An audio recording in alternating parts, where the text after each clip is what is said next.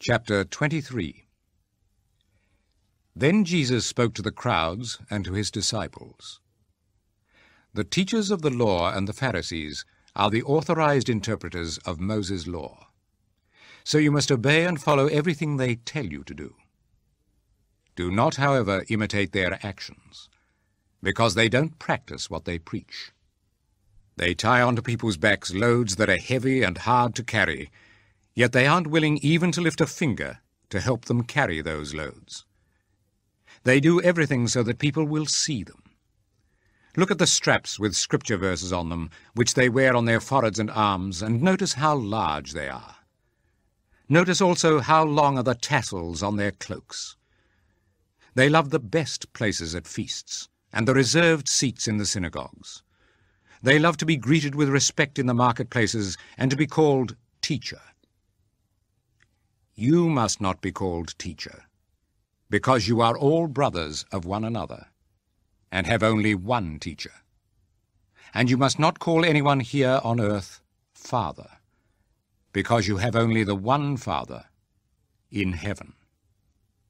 Nor should you be called leader, because your one and only leader is the Messiah. The greatest one among you must be your servant. Whoever makes himself great will be humbled, and whoever humbles himself will be made great. How terrible for you, teachers of the law and Pharisees, you hypocrites! You lock the door to the kingdom of heaven in people's faces, and you yourselves don't go in, nor do you allow in those who are trying to enter. How terrible for you, teachers of the law and Pharisees, you hypocrites!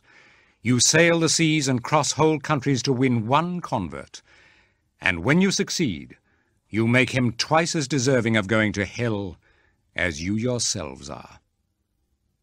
How terrible for you, blind guides! You teach, if someone swears by the temple, he isn't bound by his vow. But if he swears by the gold in the temple, he is bound. Blind fools, which is more important, the gold or the temple which makes the gold holy?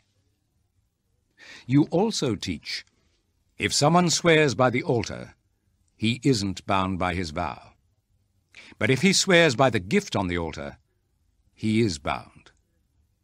How blind you are! Which is the more important, the gift or the altar which makes the gift holy? So then when a person swears by the altar, he is swearing by it and by all the gifts on it. And when he swears by the temple, he is swearing by it and by God who lives there. And when someone swears by heaven, he is swearing by God's throne and by him who sits on it. How terrible for you, teachers of the law and Pharisees, you hypocrites!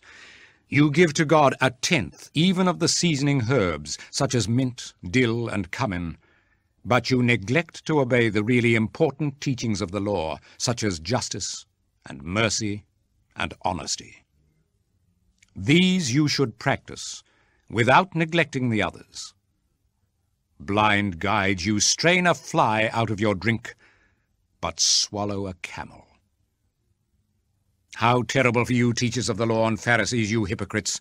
You clean the outside of your cup and plate, while the inside is full of what you have obtained by violence and selfishness.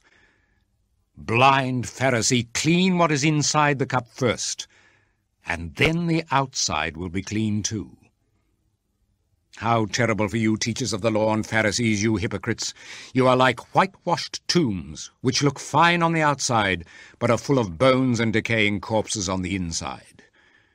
In the same way, on the outside you appear good to everybody, but inside you are full of hypocrisy and sins. How terrible for you, teachers of the law and Pharisees, you hypocrites! You make fine tombs for the prophets and decorate the monuments of those who lived good lives. And you claim that if you had lived during the time of your ancestors, you would not have done what they did and killed the prophets.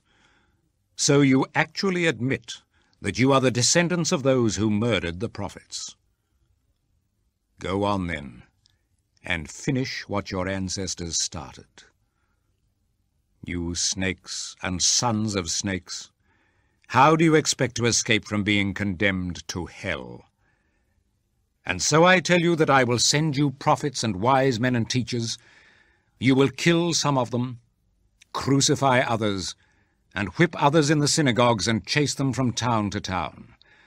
As a result, the punishment for the murder of all innocent men will fall on you, from the murder of innocent Abel to the murder of Zachariah, son of Berechiah, whom you murdered between the temple and the altar.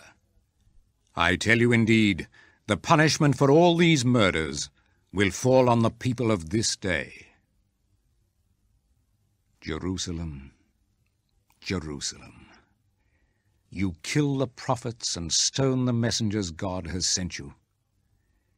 How many times have I wanted to put my arms around all your people, just as a hen gathers her chicks under her wings? But you would not let me.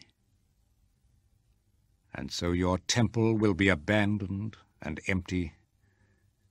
From now on, I tell you, you will never see me again until you say, God bless him who comes in the name of the Lord.